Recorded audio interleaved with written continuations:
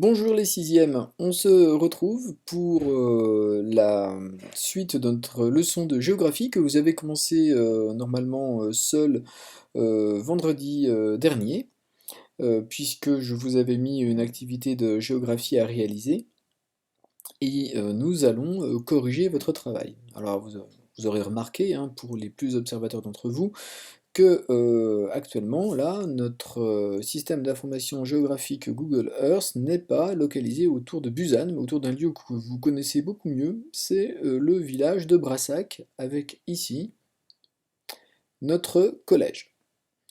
Alors, on va aller à Busan, et puis ça va nous faire une petite révision de la localisation de ce lieu.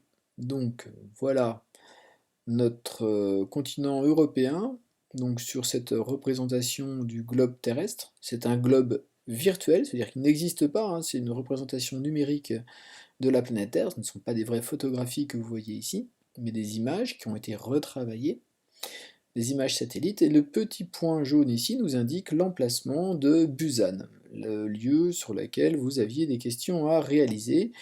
Et l'intérêt de ce lieu, c'est qu'il est situé sur un littoral. Alors nous allons nous rapprocher de Busan, nous allons voir apparaître des noms de pays, donc la Chine, ici à l'ouest, le Japon à l'est, entre les deux, une péninsule, donc composée de deux pays, la Corée du Nord et la Corée du Sud. Je me rapproche de Busan. Alors vous avez vu que dans Google Earth c'est écrit Busan, mais il y a plusieurs orthographes, c'est pas du tout un problème. Et on voit bien sa localisation dans une position littorale, donc au nord de la mer de Chine, qui est une des mers qui communique avec l'océan Atlantique. Alors maintenant que nous en sommes ici, eh bien nous allons pouvoir commencer la correction. Alors, on y va. Donc nous avions dit qu'on était dans un espace de forte densité, et vous deviez d'ailleurs le montrer. Donc on avait relevé, nous, dans le livre, une densité de 4730 habitants par kilomètre carré. Alors allons-y, première question, donc première consigne qui était sur la fiche qui accompagnait l'activité, excusez-moi. Donc, relevez ce qui montre que Busan est densément peuplé. Donc il y a une très forte densité de peuplement. Et les documents indiqués, c'était les documents 1 et 2. Et là, je vous demandais de montrer qu'on manquait déjà de place à Busan. C'est un endroit où il n'y a pas beaucoup de place. Alors, allons voir ceci grâce aux documents du livre. Alors, premier document, c'est un texte qui est tiré d'un site internet. Alors, je regarde l'adresse du site, vous allez voir que ça nous apprend pas mal de choses. French, donc ça veut dire c'est la version en français de ce site. Visit Korea, donc en anglais ça veut dire visiter la Corée, c'est un site touristique.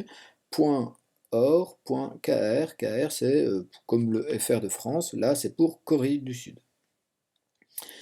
Donc celui qui parle, c'est un homme qui s'appelle Kwan, qui est pêcheur à Busan. Donc que nous dit-il de l'endroit où il habite et en quoi ce texte peut nous renseigner sur ce manque de place? Eh bien, déjà, nous sommes sur un littoral, mais la ville est encerclée par les montagnes. Donc, c'est pas un relief de plaine, c'est un relief très, on va dire, accidenté, avec de fortes pentes, et donc la place manque. Le port, donc nous avons une ville portuaire, s'étire sur une bande étroite qui va de l'est vers l'ouest. Alors, regardons ceci sur la carte qui était dans votre livre, donc le port de Busan. Donc nous avons ici représenté en légende trois couleurs. Donc nous avons du orange qui correspond à des régions de montagnes boisées, du gris, ce sont les régions qui sont urbanisées, c'est la ville, et du vert qui correspond à des rizières. Donc effectivement, eh bien, je vois qu'il y a beaucoup de montagnes, hein, même sur les parties qui sont des îles, ici, un peu partout. C'est un relief qui n'est pas du tout régulier. La seule grande zone plane ici, elle est dans le delta d'un cours d'eau qui vient se jeter donc dans la mer. Et cette zone plane, elle est occupée depuis très longtemps par des activités agricoles, la riziculture. Il y a beaucoup de champs ici, ils sont indiqués, il y a des rizières.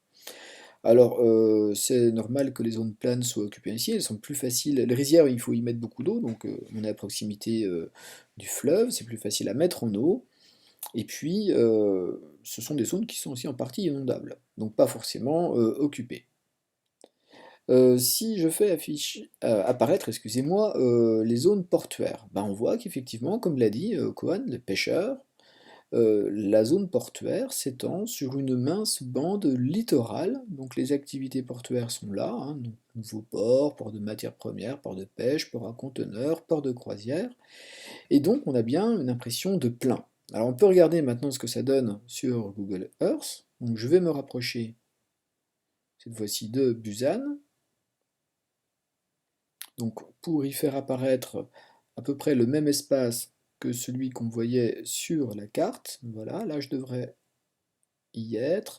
Donc vous repérez bien ici le cours d'eau, les zones avec les îles sur le littoral, et puis de grandes zones de montagne ici représentées en orange. Je vous mets maintenant l'image satellite qu'on avait sur Google Earth.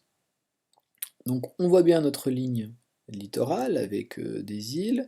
J'y vois aussi le cours d'eau qui vient se jeter en plusieurs bras dans la mer. Et enfin des zones de montagne nombreuses qui apparaissent ici. Autour du fleuve, je vois des zones plutôt vertes. Si je zoome à l'aide du système d'information géographique, je vais y trouver en fait de très nombreuses activités, parcelles agricoles. Je reprends la carte, après je vois qu'il y a des zones de montagne, et là on voit que la ville effectivement elle est coincée entre ici la zone littorale, entre la mer et puis la montagne. Et que cette ville, qui est une ville assez grande, on va regarder l'échelle tout à l'heure sur la carte, eh bien, dispose de peu d'espace pour s'installer. Et donc là, on voit la très très forte densité de construction qui vient se mettre jusqu'au pied des pentes. Après, les pentes sont trop fortes pour pouvoir y construire de façon sûre. Alors, il y a un petit peu d'occupation des pentes, mais c'est vraiment pas l'idéal. Alors, dans Google Earth, vous avez la possibilité de mettre la vue en 3D. Donc, je vais mettre en 3D, et ça fait apparaître, alors je ne sais pas si vous le distinguez bien, mais justement cet aspect montagneux du territoire de Busan. Donc on peut, comme ça, naviguer un petit peu dans cet espace. Voilà. J'enlève pour l'instant ceci, je vais revenir en 2 dimensions. Voilà. Grâce à la petite boussole, je vais remettre ma carte orientée, mon image satellite orientée vers le nord. On va revenir à ces images dans quelques instants. Voilà. Donc quand je vous dis que c'est un espace qui est très grand, on a ici l'échelle. Donc ça c'est 10 km, donc on imagine qu'on a une urbanisation qui court sur des dizaines et des dizaines de kilomètres, hein. Alors pour que vous ayez une idée de ce que ça représente, 10 km, enfin la taille de cette ville, dites-vous que par exemple de Castres jusqu'à Brassac, il y a 25 km. Donc là on voit bien que les 25 km ils sont largement franchis, enfin ils sont largement représentés sur cette portion de territoire. Alors, nous avons un port qui coince, un littoral qui coince la ville entre la mer et la montagne, mais en plus il y a d'autres éléments qui sont ici. Là, j'ai enlevé les installations portuaires et j'ai mis l'accent sur les installations routières. On est dans une très grande ville d'un pays riche et moderne. Il y a beaucoup d'autoroutes urbaines qui vont circuler. Si vous regardez dans votre livre, page 242 à page 245, certains documents nous permettent de les apercevoir. D'ailleurs, ces autoroutes, pour pouvoir bien fonctionner, sont obligées de passer à travers les montagnes qui sont percées de tunnels. Alors, très rapidement sur Google Earth, ici, je vais me rapprocher, donc voilà, ici d'une zone où on voit bien apparaître cette particularité.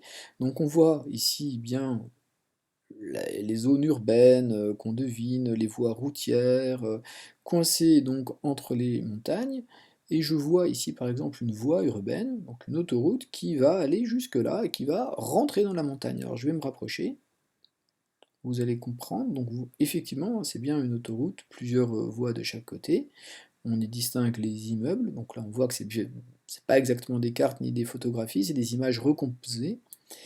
Et ici on voit eh bien, les routes qui sortent ou rentrent dans ce tunnel qui va franchir la zone de montagne.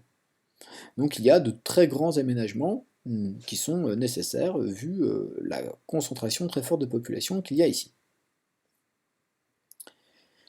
Dernier élément qui occupe aussi beaucoup d'espace, vous l'avez peut-être certains d'entre vous remarqué, mais au niveau des régions agricoles qui sont aux alentours de la ville de Busan, bah, vous avez l'aéroport international.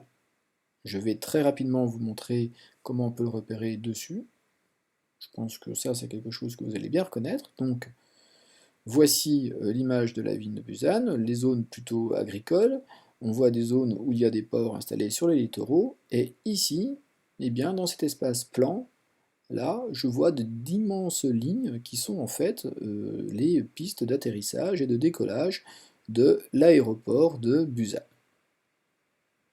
Donc, si je vous montre cet outil, hein, Google Earth, c'est que c'est vraiment un outil passionnant, génial, pour pouvoir voyager comme ça dans les villes. Je vous montrerai d'autres fonctionnalités tout à l'heure. Donc on revient à nous maintenant à notre résumé, vous allez voir que c'est très très court. On manque de place à Busan parce qu'on est dans un espace urbain, une ville, coincée entre les montagnes qui ne sont pas occupées parce que les pentes sont trop fortes, et la mer. Donc voilà ce qu'il faut rajouter à cet élément de réponse.